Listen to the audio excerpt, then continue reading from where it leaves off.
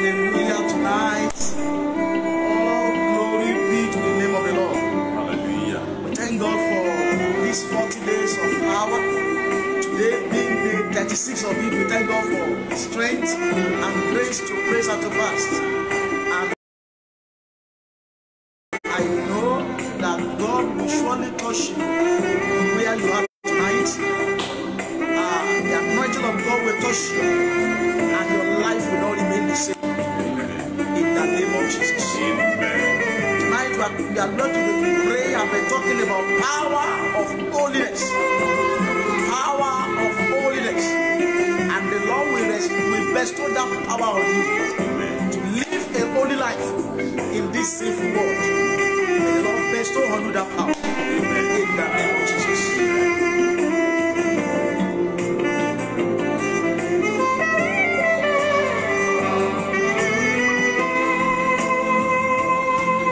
Share the video as you are joining us tonight.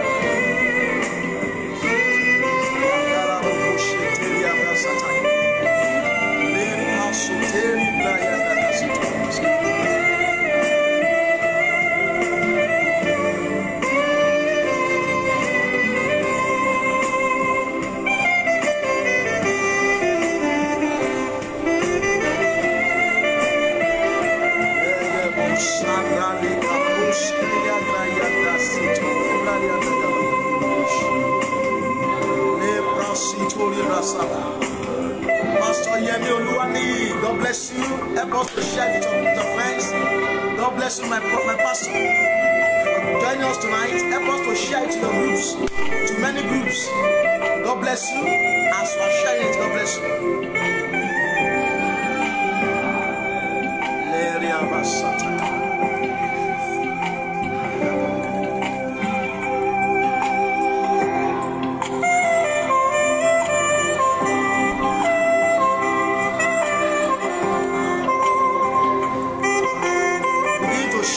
Friends now and begin to prepare your mind ready. It's going to be powerful tonight, and God will move from person to person tonight.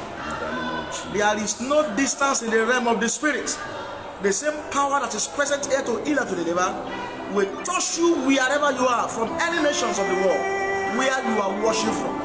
The hand of the Lord will rest upon you tonight. Amen. And your life will not remain the same. Amen. In the name of Jesus. Amen. Tonight, before I go into prayer, I have with me great men of God with me tonight.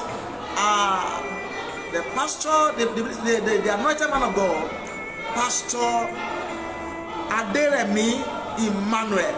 You are going to be hearing his voice very soon. He is going to be praying with you very soon. And I'm having our main speaker for tonight Reverend Dr. Ishola, Reverend Dr. Adebayo Ishola, and I know that God will speak through him tonight to touch your life and your destiny. Amen. And your destiny, your ministry, your business, your marriage will not remain the same. In the name of Jesus. In the name of Jesus. You know, Psalm 1, you know, God used to give us one psalm every day. It's a prayer and fasting for 40 days with psalm. Let's look at that Psalm 1. Psalm 1, that's the psalm that God is giving me tonight. Psalm chapter 1. Psalm chapter 1. Are you there? It says,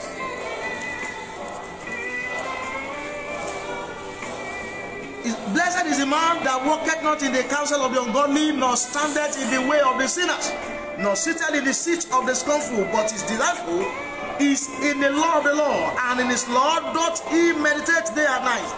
And he shall be like a tree planted by the rivers of water, that bringeth forth his fruit in his season. His leaves also shall not wither, and whatsoever he doeth shall prosper. The ungodly are not so, but are like the chaff which the wind driveth away.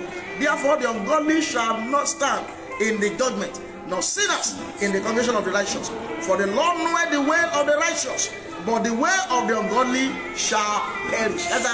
The Lord knoweth the way of the righteous, but the way of the ungodly shall perish. The way of the ungodly shall perish. I don't want your way to perish tonight. That is why you need the power of holiness. Only nítorí wọ́n mọ ọ̀nà àwọn olódò ṣùgbọ́n ọ̀nà àwọn ènìyàn búburú ni yóò ṣègbé. Lálẹ́ yìí orúkọ ti Jésù ò ní ṣègbé, a ò ní pa ọrùn. Wọ́n gbàdúrà ẹ̀ṣẹ̀ tí mo dá, ẹ̀ṣẹ̀ tó ṣílẹ̀kùn ayé mi sílẹ̀ fún ogun. Lálẹ́ yìí Olúwa dáríjì mi. Àdúrà kìíní nìyẹn, ẹ̀ṣẹ̀ tó ṣílẹ̀kùn ayé mi lẹ̀ fún ogun. Gbogbo ẹ̀ṣẹ̀ tí mo ti dá láìmọ̀ ní ìgbà tí mo mọ̀ àti ìgbà tí mi ò mọ̀ tó ṣílẹ̀kùn ayé mi lẹ̀ fún ogun lẹ́yìn, Olúwa dáríjì mi. Ọ̀pọ̀lọpọ̀ ni ó ti dá ẹ̀ṣẹ̀ ló tọwọ́ bọ àwọn ẹ̀ṣẹ̀ tó ṣílẹ̀kùn ayé mi lẹ̀ fún ogun. Ẹ̀ṣẹ̀ tí mo dá tó ṣílẹ̀kùn ayé mi lẹ̀ fún ogun lálẹ́ yìí, Olúwa dáríjì mi. The sin I've committed that opened the door of my life for battle, Lord, tonight forgive me. Oh yeah, open your mouth and pray. Heavenly Father, in the mighty name of Jesus, the sin I've committed that opened the gates of my life for battle, to conquer me. Lord, have mercy tonight. All the sin I've committed that opened the gate of my life for battle, Lord, have mercy on me tonight and forgive me. Have mercy tonight on me and forgive me. Every sin I've committed that opened the gate of my life for battle, oh Lord, have mercy on me and forgive me. Every sin I've committed that unknown and unknowingly that opened the gate of my life for battle, gbogbo ẹ̀ṣẹ̀ tí mo ti dá tó ṣílẹ̀kùn ayé mi lẹ̀ fún ogun, tó ṣílẹ̀kùn ayé mi lẹ̀ fún ìdààmú, lórúkọ Jésù Olúwa dáríjì mi, ní orúkọ Jésù Olúwa ṣàánú fún mi, Olúwa fi kún ikú orí àgbélébùú, Olúwa ṣàánú fún mi. In Jesus' name we pray. Amen. Bí kò bá sí ẹ̀ṣẹ̀, ìjìyà kò sí. Bí kò bá sí ẹ̀ṣẹ̀, ìjìyà kò sí. Where there is no sin, there is no suffering, there is no judgment. The judgment of sin that is crying over your family, over your life, over your destiny. The sin you have committed that opened the door of your life for battle.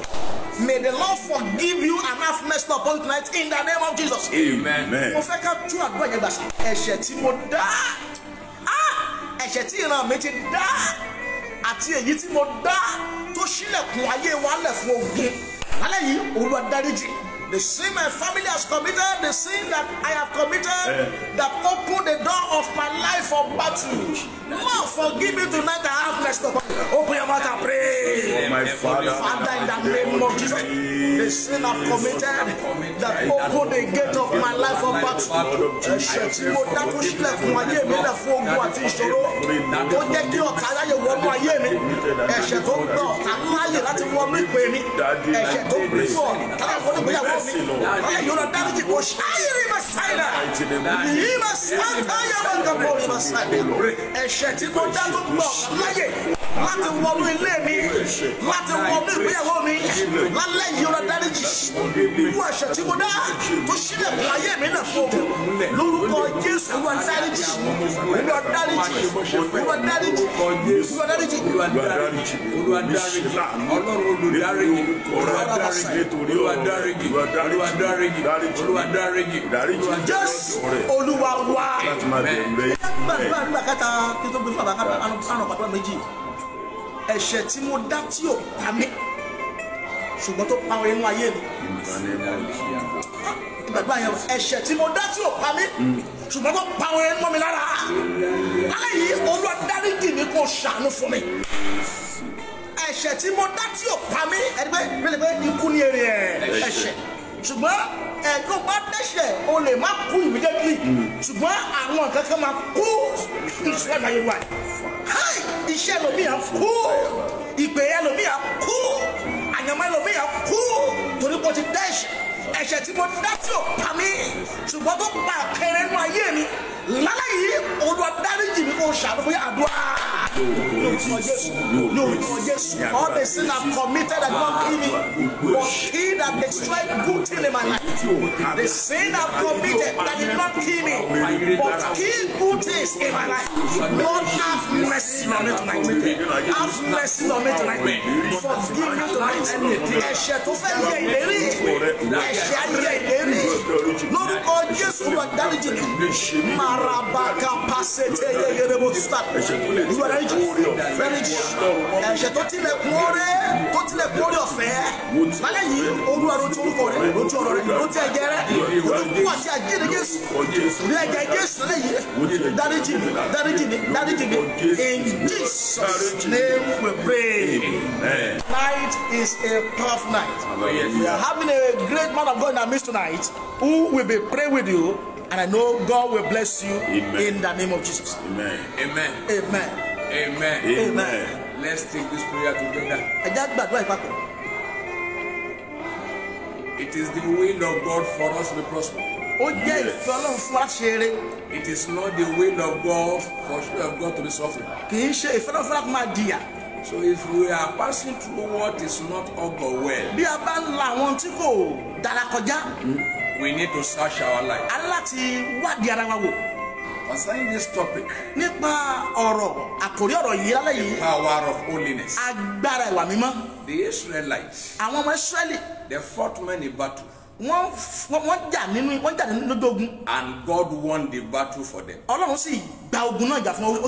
moment they laid their hand into iniquity,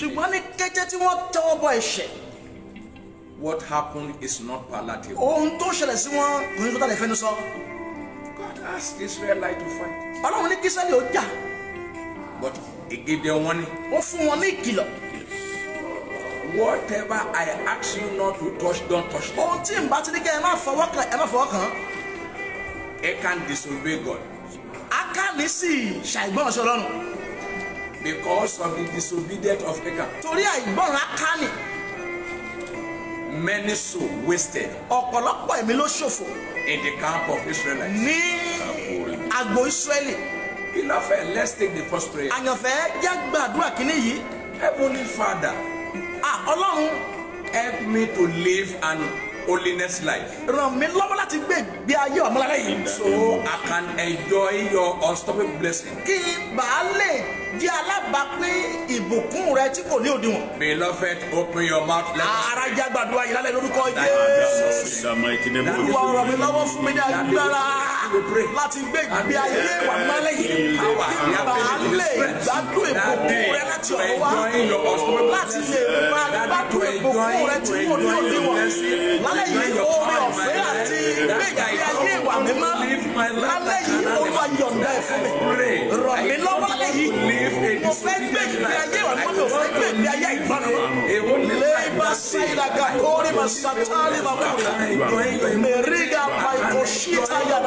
Lord, help me.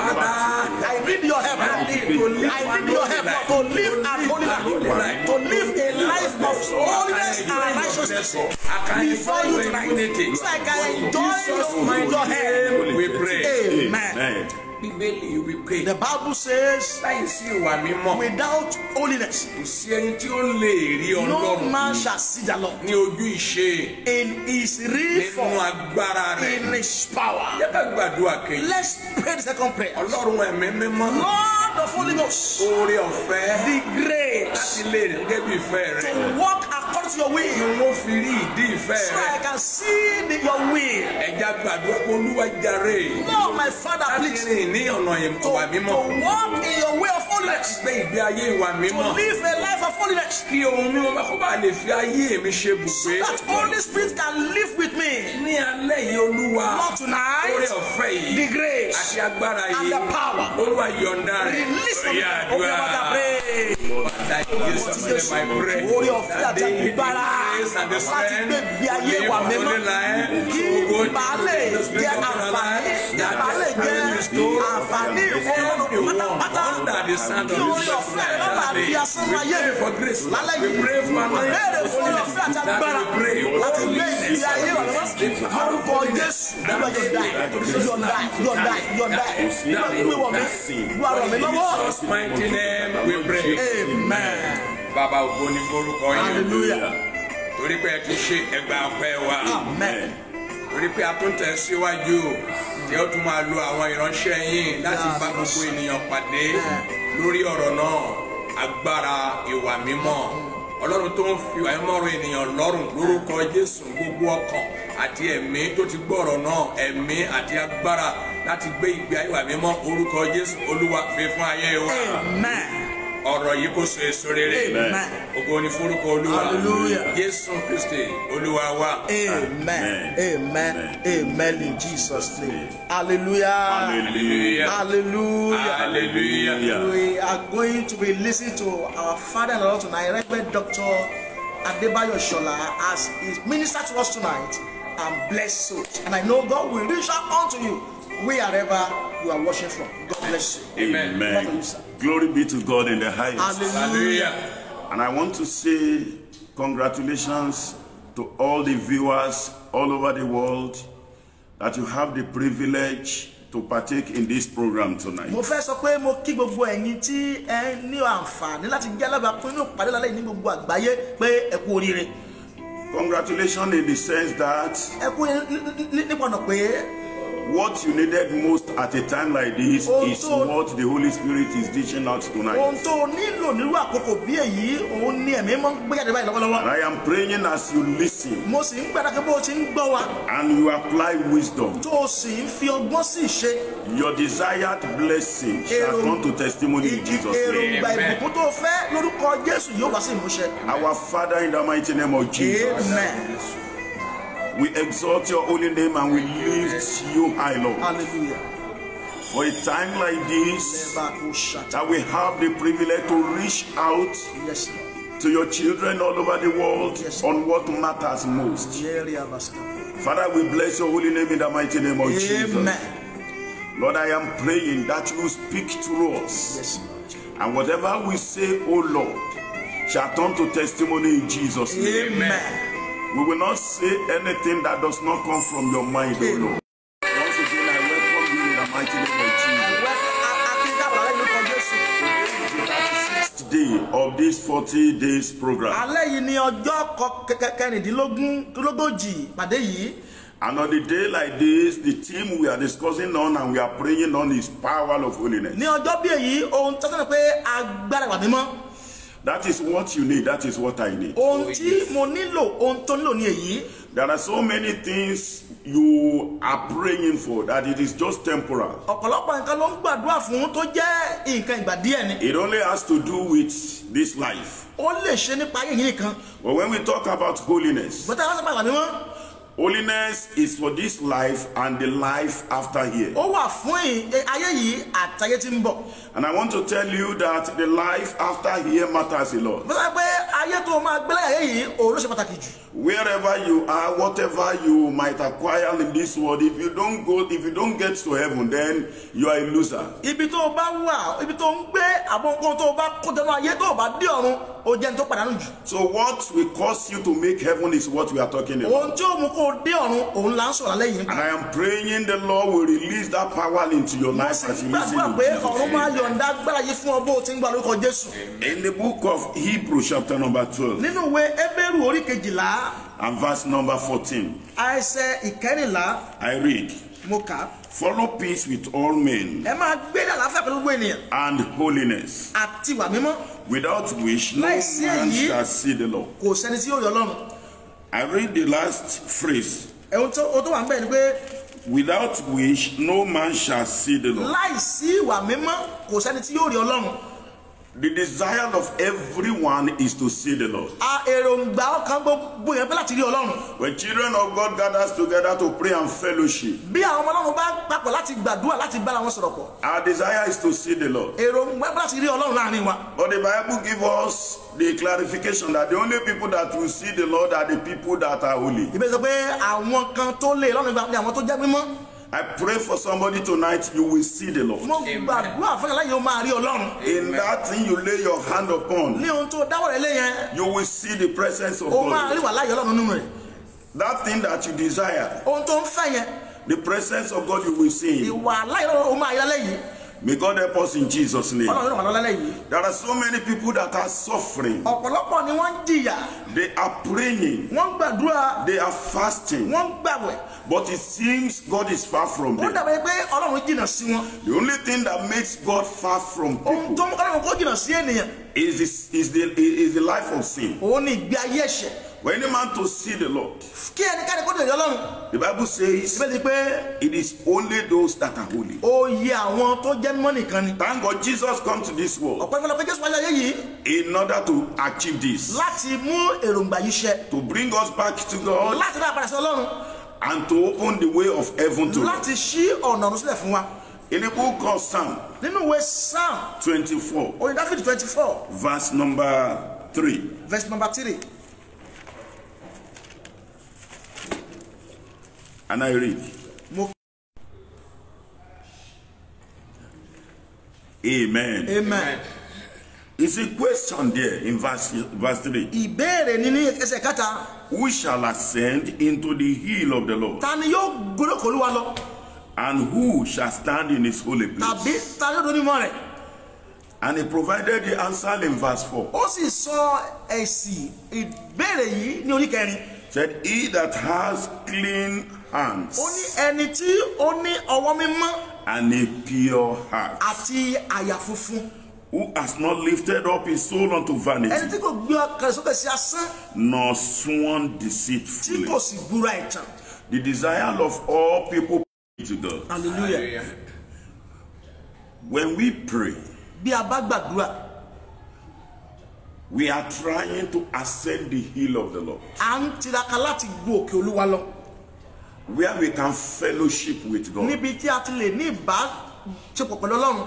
When we worship, Bí a bá yan Ọlọ́run, we are trying to ascend the hill of the Lord, a fẹ́ gorí òkè Olúwa lọ to fellowship with the Lord. láti bá Ọlọ́run dàpọ̀. It is when we have direct access to God, Ìgbà tí a bá ní ọ̀nà, is going to stand in God's holy place, ẹni tí ó sì dúró ní mímọ́ Ọlọ́run, must have the nature of God. ó ní láti ní ẹ̀dá ti Ọlọ́run. Holiness is the nature of God. Ìwà mímọ́ ni ẹ̀dá ti Ọlọ́run.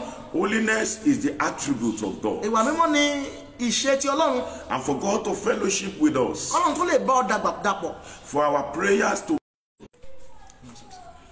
glory be to God. Hallelujah. Glad to have you back. Hallelujah. I say holiness is the nature of God. Mo ní ìwà mímọ́ ni ẹ̀dá ti Ọlọ́run. God hates sin. Ọlọ́run kórìíra ẹ̀ṣẹ̀. And the only thing that can save, glory be to God. Hallelujah. Glory be to God. Hallelujah. So it's a life set aside, Ó jẹ́ ayé tí a yà sọ́tọ̀, set apart from sin and the consequences of tí a sin. sọ́tọ̀ fún àyàsọ́tọ̀ kúrò nínú ẹ̀ṣẹ̀. The devil knows what God hates, èṣù mọ ohun tọ́lọ́run kórìíra. and he knows what God desires. Ó sì mọ ohun tọ́lọ́run fẹ́. He knows God hates sin, Ó mọ̀ pé Ọlọ́run kórìíra ẹ̀ṣẹ̀. and that is why he always tempts man to sin, Èyí ló fi máa ń mú kí ènìyàn kó dẹ́ṣẹ̀. because he knows that when we live in Ó sin, mọ̀ pé bí a bá ń gbénú ẹ̀ṣẹ̀, then we will not have access to God. a ò ní ní àǹfààní láti rí Ọlọ́run. And that is why some people, it do harden their hearts, Bàbá ìlú ọ̀pọ̀lọpọ̀ èṣù máa ń sí ọkàn wọn lé.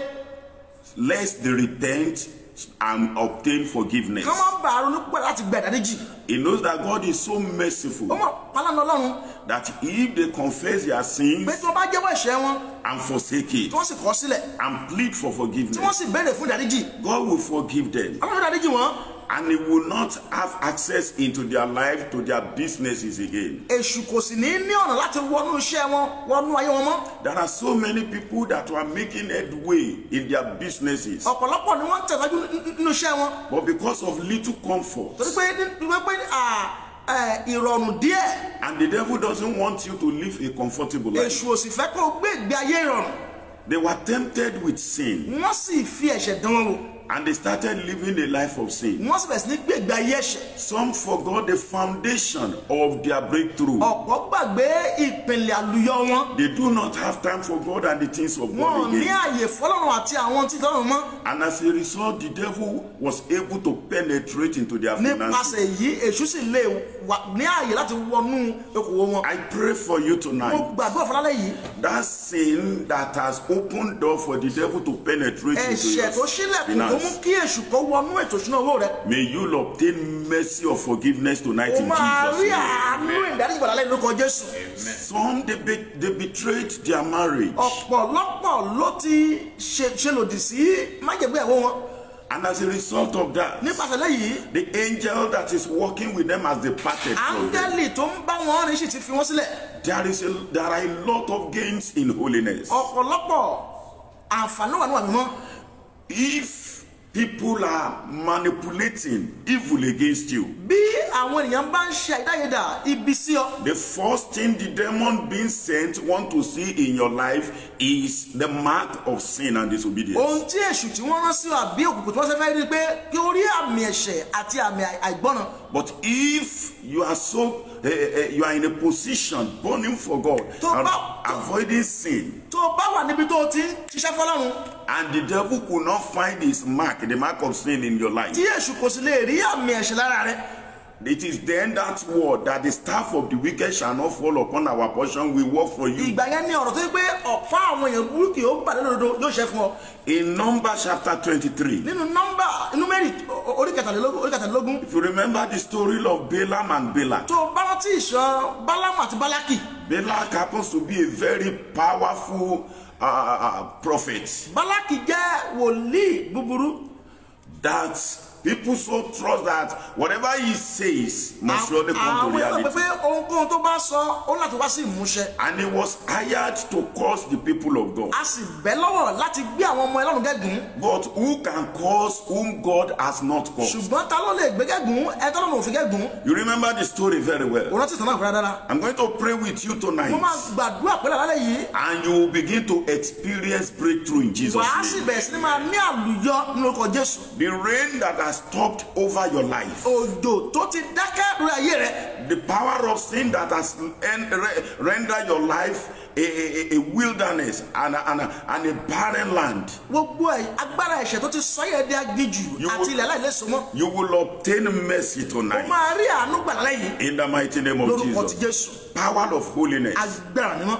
And instead of Balaam speaking evil and cursing the people of God, Dípò kí Bálákì kó fi àwọn ènìyàn rẹ̀ bú kó sọ ibi nípa wọn. the Bible says immediately anytime he opened his mouth like this, Ìgbàkígbà tó bá ti lẹ́nu rẹ̀. despite all the sacrifices they were making on evil altars, Láì fi ṣe àwọn ẹbọ tí a ti rú ní pẹpẹ búburú. but immediately he opened his mouth like Tó this, bá ti lẹ́nu ẹ̀ báyìí, instead of cursing, dípò kó máa gẹ́gùn, it was blessing that yóò máa used to súre come out yóò máa of his súre fún wọn mouth. ni.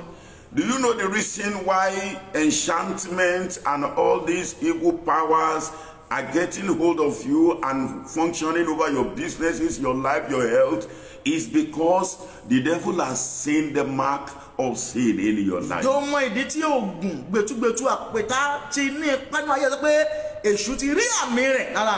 Balak was so surprised that I brought you here to come and cause my enemies.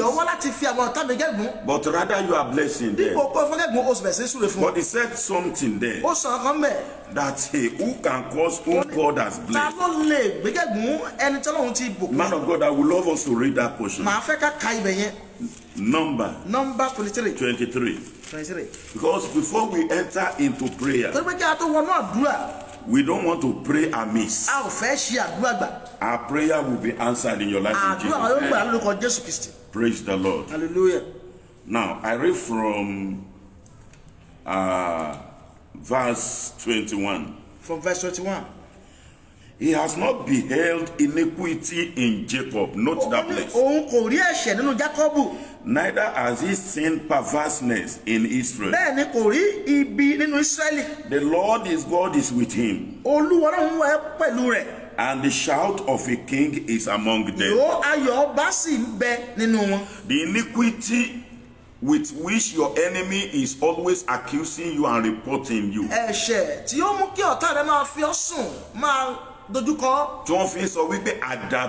I say unless doesn't see my nakedness, unless doesn't have sex with me, unless there. If you can follow the word we are here tonight, that word of unless, you will conquer tonight. In the mighty name of Jesus. In the name of Jesus. I go to verse 23. Verse 23. Surely there is no enchantment against Jacob, neither is there any divination against Israel. According to this time, it shall be said of Jacob and Israel, what God has wrought. What is the Lord telling us there? Your testimony is closer to you. Your testimony is very near to you. Glory be to God. Hallelujah. The power of holiness. Nobody can cause a person that is living a life of holiness. And that was why Jesus said in John chapter 17 verse 17. He prayed to God for us that the Father should sanctify us through the truth. For the truth is his word. I pray for everyone listening to me tonight. You shall obtain sanctification by the blood of Jesus, by the word of God, in the mighty name of Jesus. Now, how can we be holy? We live in the world where everything around us is aimed at corrupting us. What we see, what we hear, everything happening around us, they are capable of defiling us. Then how can one be holy? God called for holiness. In 1 Peter he said, be ye holy as the Father in heaven is holy. But God said something. If we claim we have no sin, that we deceive ourselves, then we are calling God liar. But one condition: if we confess our sins and forsake them, say God is faithful to forgive us. In Proverbs he said, anyone that covers his sin, he shall not prosper. That is not a positive word. It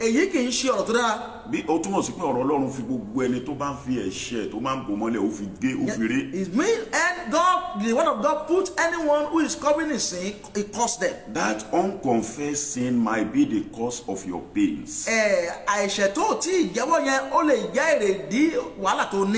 unconfessed sin might be the one that is hindering you from standing in the holy place of ẹ̀ṣẹ̀ tó God. jẹ́wọ́ ẹ̀yẹ yìí ó lè jẹ́ ohun tó ń dí ọ lọ́wọ́ àti dúró níbi mímọ́ Ọlọ́run. What confession and forsaking will do, no amount of fasting and prayer will do it. Ohun tí ìjẹ́wọ́ ẹ̀ṣẹ̀ àti ìkọ̀sílẹ̀ rẹ̀ yóò ṣe kò sí àdúrà àtàwẹ̀ tó lè ṣe. So if only you will confess that sin to God, Bí o bá lè jẹ́wọ́ ẹ̀ṣẹ̀ yẹn fọ́lọ́run alẹ́ yìí. and the one that you need to confess to the person involved, Àtẹ̀yí tó lè jẹ́wọ́ fún ẹni tó wà ní ìdí ọ̀rọ̀ yìí gan. and seek forgiveness, Kí o sì béèrè fún ìdáríjì. I am telling you, Mo ń sọ fún ọ, God will forgive you. Ọlọ́run yóò dáríjì ọ. And he said you will obtain Ó sọ mercy. pé o sì rí àánú gbà. That obstacle will be taken away from your A ó path. sì mú ìdíwọ́ yẹn kúrò lọ́nà rẹ. That barrier will be removed from Gbogbo you. ìdíwọ́ yẹn láti mú kúrò lọ́nà rẹ. I pray for you tonight. Gbogbo ẹ̀fọ́ yìí. Every sin that is hindering you before God, Gbogbo ẹ̀ṣẹ̀ tó ń dí ọlọ́wọ́ lọ́jọ́ Ọlọ́run. every sin that is covering you from your benefactor, Gbogbo ẹ̀ṣẹ̀ tí ó ń bò ọ́ mọ́lẹ̀ kí ó jẹ́ ká láwọn orí ọ. may you obtain mercy O today. máa rí in àánú Jesus' gbà name. lórí orúkọ Jésù. As you soberly approach the throne of God, Bí o ti ń wá sí iwájú Ọlọ́run alẹ́ yìí I'm pleading His mercy for tí o sì ń forgiveness. béèrè fún àánú rẹ̀ fún ìdáríjì. That is the first thing. Èyí ni ohun kìíní. Because the Holy Spirit is telling me that there are people, Ẹ̀mí máa sọ pé àwọn kan wà as I am speaking, bí wọ́n sọ̀rọ̀ yìí the Holy Spirit is knocking at the door of your ó heart. ń kanlẹ̀kùn ọkàn rẹ lọ́wọ́lọ́wọ́. You are a backslider. Ó jẹ́ apẹ̀yìndà. You know whom you used to be in the presence of God Ó before. jẹ́ ẹni tó jẹ́ ọmọ ẹni tó jẹ́ ọjọ́ náà tẹ́lẹ̀. There are so many people, Àwọn èèyàn kan wà. because of the economic condition of the nation, Torí wàhálà àwọn kókó tó wà ní orílẹ̀-èdè. it has led you and pushed you into some things. Ó ti fà ọ́, ó sì ti rán ọ lọ sí àwọn tí ò dára. Truly, you have some financial reward from it. Lóòótọ́, ó ń jẹ èrè owó lórí rẹ̀. But the peace is no longer Ṣùgbọ́n there. àlàáfíà rẹ kò sí bẹ̀ mọ́. You will be reconciled tonight in the mighty Lálẹ́ name of yìí, Jesus. a ó tú àárín wà tó dára ṣe. As many as are trying to be reconciled back to Gbogbo God. àwọn tó fẹ́ kí àárín wà tó lọ́wọ́ kó dára lálẹ́ yìí. Before we proceed on prayer point, Kí a tó lọ nínú àdúrà, I will advise you màá gbà ọ́ níyànjú that you silently and soberly pé kó tẹ́yọ̀ ọkàn rẹ bá approach the throne of mercy, kó lọ sí ibi ètí àánú, approach Calvary, lọ sí káfẹ́ lálẹ́ yìí. so that you too you will be among us that is going to ascend into the hill of the Bẹ́ẹ̀ ìwọ Lord náà tonight. ó jẹ́ ọ̀kan àwọn ara wa tí a ó gorí òkúrò lálẹ́ There yìí. shall be a lot of testimony Ẹ̀rí yóò sì pọ̀. in the mighty name of Ní orúkọ ti Jesus. Say after me, Sọ pẹ̀lú mi if you are one of those tó o bá people. jẹ́ kan nínú wọn. Father, Lord, in the mighty name of Jesus, Amen. I claim not to be justified, but I confess all my sins. You know the one in particular that you are confessing to God. Have mercy on me, Lord. Forgive me, Lord. I promise you, Lord, by the help of the Holy Spirit, that I will begin to live a life of obedience and holiness. I trust the Holy Spirit to help me. Amen. Help me, Lord, and draw me back to you. Amen. Uphold me by your right hand. Amen. In the mighty name of Jesus. Amen. I trust you, Lord, because you are faithful to your word. That once I confess and forsake, I will obtain mercy. Yes, Lord. Thank you, Lord Jesus, that I have obtained mercy. Thank you, Jesus. Uphold me to the end, O Lord. Amen. In the mighty name of Jesus. Amen. All these people, Gbogbo àwọn èèyàn yìí, man of God, I will want you to first of all pray for them.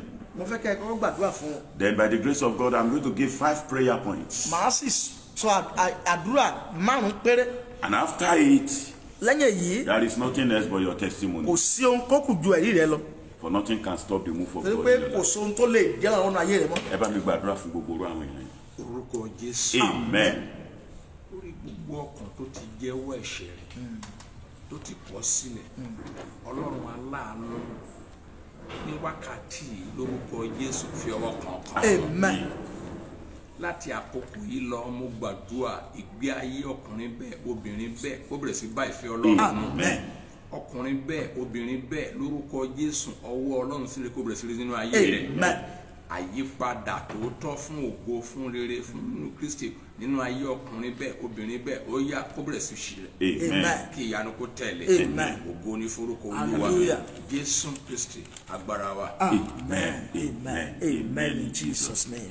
Beloved, Ara, I congratulate you. mo kí ọ kú oríire. The first prayer point is this: Àdúrà kìíní rèé, power to reach my destination. agbára láti dé ibi òpin mi. Bẹ́ẹ̀ni, Ibi tí mo ń lọ. agbára láti dé ibi tí mo ń lọ. Agbára débi tí mo ń lọ. Olúwa gbé wọ̀ mí. Lord, endow to me tonight. O ò ní kú sọ́nà bí You èsì. will not die on the way. Agbára láti dé ibi tí The mo ń lọ. power to get to where I'm going. Agbára láti dé ibi tí mo ń lọ The láì power to farapa. get there with- Olúwa gbé wọ̀ mí.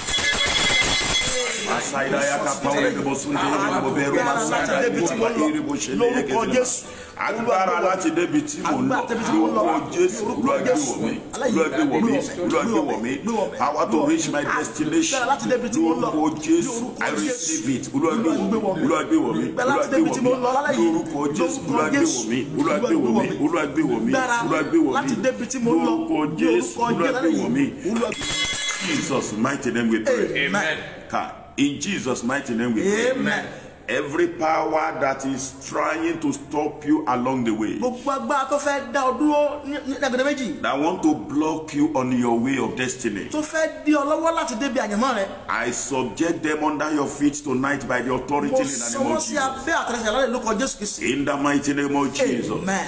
Everyone under the influence of my Gbogbo àwọn tó wà voice, ní abẹ́ omi, you will reach your ó destination máa débi àyànmọ́ rẹ at the right time. ní àkókò tó yẹ. In the mighty name of Jesus. Amen. Àdúrà kejì The nìyí. second prayer is this. My spirit shall not compromise with my enemies. Ẹ̀mí mi kò ní bá ọ̀tá mi dàpọ̀ fọwọ́sowọ́pọ̀. Kò ní gbàbọ̀dẹ̀ ló ń jẹ́ Kò ní bẹ́ẹ̀. gbàbọ̀dẹ̀ tì mí. My spirit shall not compromise with my Ẹ̀mí enemy. mi kò ní gbàbọ̀dẹ̀ tì mí lọ́tà mi. If they call my spirit at a T-junction, Tí wọ́n bá pè mí ní ọ̀nà oríta mẹ́ta. if they call my spirit on the altar of evil, Tí wọ́n bá pè mí lórí pẹpẹ ọ̀tá. my spirit hear the word of the Lord. Ẹ̀mí mi gbọ́rọ̀ Olúwa. You shall not compromise with the enemy of my Kò life ní bá ọ̀tá mi fọwọ́sowọ́pọ̀ lálẹ́ to yìí. fulfill his evil ambition. Láti mú èrò ibi wọn ṣẹ. Turn it to prayer in the mighty- Ní orúkọ ti Jésù. in the mighty name Ìwọ of ẹ̀mí Jesus. mi, Ìṣẹ̀dá mi gbọ́. ìwọ ìṣẹ̀dá mi gbọ́. Ò ní bá ọ̀tá mi fọwọ́sowọ́pọ̀ láti fìyà jẹ mí, láti gbógun tì mí, láti mú pọ́n mi ìfẹ́ lójú, búburú wọn ṣẹ. láti mú ìfẹ́ In the búburú wọn name ṣẹ. of the Father, the Ò Son, and the gbúdọ̀ Holy fọwọ́sowọ́pọ̀ pẹ̀lú lálẹ́ Spirit. yìí. Lórúkọ Jésù, Ìwọ àyànmọ́ mi gbọ́.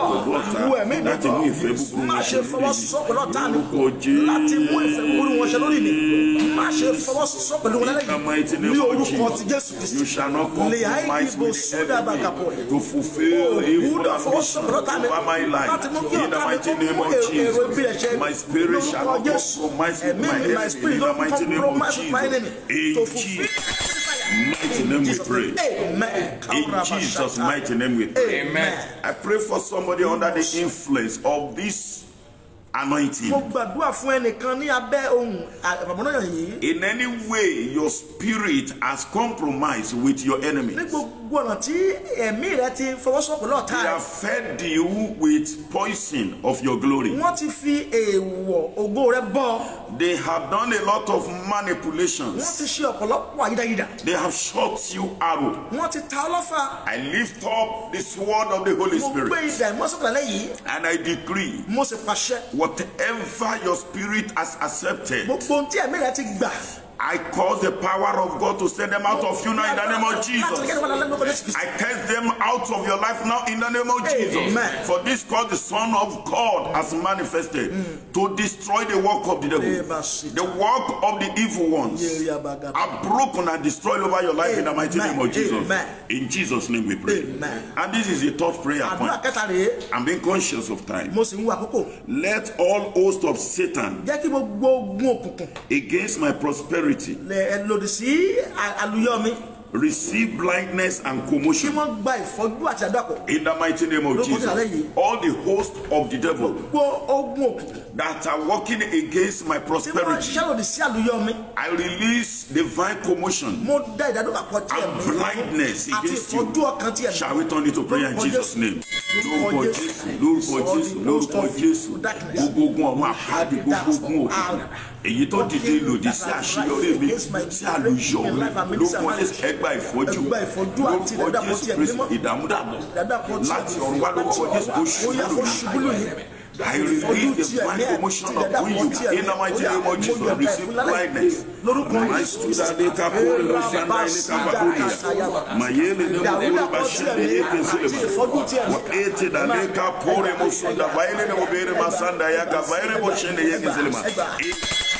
in mighty name we pray. Amen.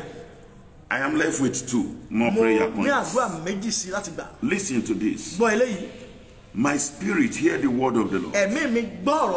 You are delivered from deafness. You are delivered from dumbness and from blindness.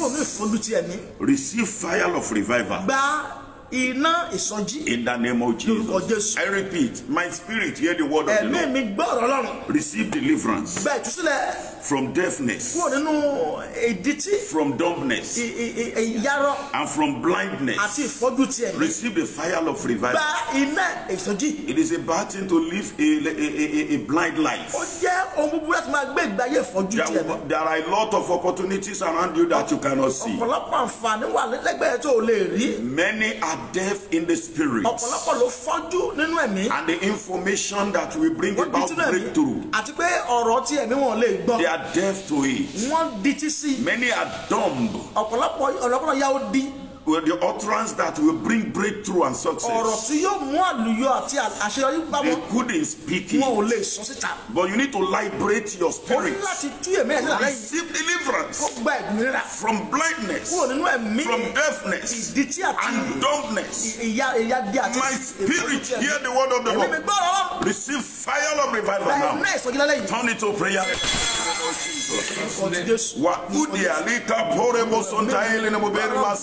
My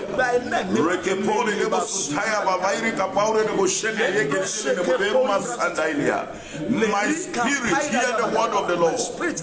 You are delivered from spiritual blindness and dumbness. You are delivered from deafness in the spirit in the mighty name of Jesus. Receive the fire of revival in the name of Jesus. My spirit receive the fire of revival. Receive the fire of revival. Receive the fire of revival. Receive it in Jesus' mighty name we pray. Amen. In Jesus' mighty name we pray. Amen. If I hand over to the man of God, I want to lay this last prayer point. In Isaiah chapter 48, verse number 17. Isaiah 48, 17. That is where I'm taking the last prayer point.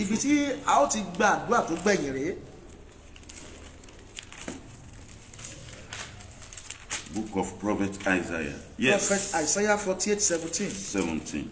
And it says, thus said the Lord thy Redeemer, the Holy One of Israel. I am the Lord thy God, which teacheth thee to profit, which leadeth thee by the way that thou should go.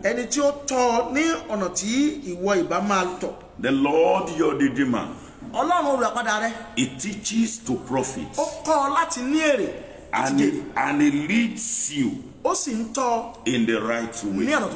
You are going to pray, Lord, according to your word, teach me, lead me. If the Lord is leading you in your trade and in your businesses, you will not invest wrongly. Yes, if the Lord is leading and teaching you, others may fail, you cannot fail. But it is only God that knows the past, the present, and the future. There are so many people that have gathered all their treasures and they place it on a particular investment. At the end of the day, it collapsed and it rendered them backward. That will not be your portion in the mighty name of Jesus. Ask the Holy Spirit to teach you to profit, to lead you the right way. Turn it to prayer. Lord, my Father, in the mighty name of Jesus, Teach and me to lead me profit. the right way. Make your way play before me tonight. Lord, make your way play before me. Lead me in your right path, Lord.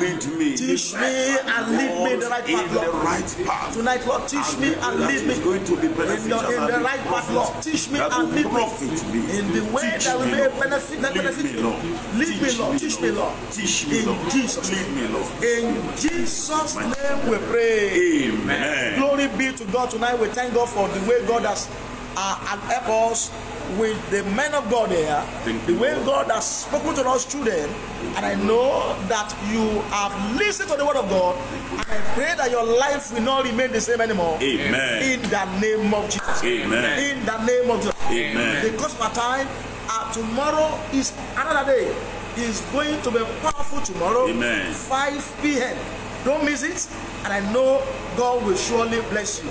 You are next for testimony. Amen. You are next for miracle. Amen. You are next to share testimony. Amen. Receive the power of holiness and righteousness tonight in the name of Jesus. Amen. The Lord set you free. Amen. The Lord will set your family. Amen. You will not cry anymore. Amen. You will not weep anymore. Amen. Everything you have suffered in the hand of the devil, you are being restored in the name of Jesus. Amen. Whatever peace the devil has stolen from you, I restore your peace. Amen. I restore your money. Amen. I restore your job. Amen. I restore your marriage. Amen. I restore your glory. Amen. I restore your virtue. Amen. Your spiritual gift you have lost to sin and iniquity is being restored tonight. Amen. In the name of Jesus. Amen. Thank you, mighty Father, Thank you, Jesus. for what you have done. Thank you, Lord. In Jesus' name we pray. Amen. Amen. Amen. In Jesus' God bless you. God has helped us tonight, and we appreciate you, sir, for bless you, the sir. way that God has used. Thank you, sir, welcome, sir. for speaking to the people of God tonight, and those who are still going to be listening to it